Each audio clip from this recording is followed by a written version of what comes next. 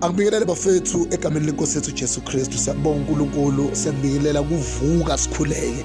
Bafethu siyabonga kakhulu uNkulunkulu ukuthi usigcinile unathi. I'm so grateful for this day and I am joyful bafethu, ngijabule ngendlela eyisimanga mangihlangabezana nendaba ezinjena. Ngingasiwo kudaba lokuqala ngihlangana nalo la usaziwayo ezikhulumela yena ucha useyithathile inkosi, semamukelile uJesu njengenkosi nomsindisi, washiya izinto eningi. Ngizokhumbula phambilini ukuthi ke insizwa laphana edumeni lika Casper Nyovest nayo futhi iyamemezela yasho cha I know sengishiye phansi kezinye izinto ngalandela uKristu. Kungasiko ke yena yedwa, ngizikhumbula insizwa eyaduma kakhulu laphana kwi-generations eyayibizwa uSamuel Khumalo ogama layo langempela uThabiso Mokhethi. Le nsizwa ke yona ine-story eside, mawungalapha ku-Instagram uyilandele uzothola ukuthi ke iyaba isangoma isikhathi eside izama ukuhlanganisa impilo, izinto zangahlangana. Ayibuyanga kuJesu kuba izinto zingahlangene, ibuye kuJesu because ivuleka amehlo yarealize ukuthi there is no life without Jesus. Hey bafethu, akusiko ke futhi yena yedwa. Ngizokhumbula enye insizwa futhi edlale kakhulu kwisibaya, uMuzi Mthabela egama lakhe langempela.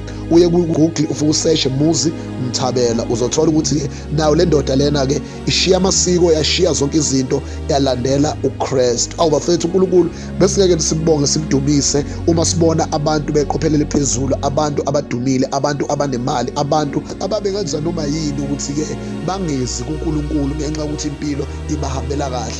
Awu siyabonga mfowethu, siyabonga Thwala, siyabonga kakhulu mfowethu, nje sibonga nje ngegama lakho mfowethu ukuthi uthathele nje isinqumo sokuthi ke umlandele uKristu. Awu siyabonga kakhulu bafethu, ubo bonke bafethu, we are just praying ukuthi ke uNkulunkulu makabe nani, uNkulunkulu makamgcine, uNkulunkulu makaveze injongo yakhe ngokusindisa kwakhe, ukuthi umsindisele ukuthi ke nenzeni, because as much as you are influential to a lot of people here in South Africa, God has a purpose through that line. uNkulunkulu akasebenzisa enye into, usebenzisa lokho kuvele okukhona to serve his purpose. Go out there bafethu and serve God's purpose as intended. Siyabonga kakhulu uNkulunkulu bafethu, ayikho into engijabulisa njengalena. Awu bafethu, ayikho into engijabulisa njengalena. Hey, siyamthokozisa, siyambongela kakhulu bafethu. Lithi izwi likaNkulunkulu ngokuphendwa kwesonto esisodwa kuyajatshulwa, kuyahlokonywa ezulwini bafethu. Siyabonga kakhulu, siyabonga Thwala, sithi welcome home, welcome home, welcome to the family of God. Usho lo yena ke laphana wathi ke ubekwe elinye ibandla engengilibiza ngegama, wathi ke ulishiyile lelo bandla lelo. Le ndaba uzoyifunda ke njengoba ibhaliwe laphana mawuthola isikhathi uyifunde kahle. Bathi ke lithi ke iphephandaba leli uyishiyile lenkolo, wathi yena useyojoyina ke inkolo yobuKristu. Ayisambongela mfethu, siyakubongela. Siyabonga Thwala, uthi ke noma kunengqinamba zokuthi umndeni wakhe usasele ngalena emadlozini, usele ngalena kuleli bandla akade naye elihamba, uthi ke unama challenges amakhulu.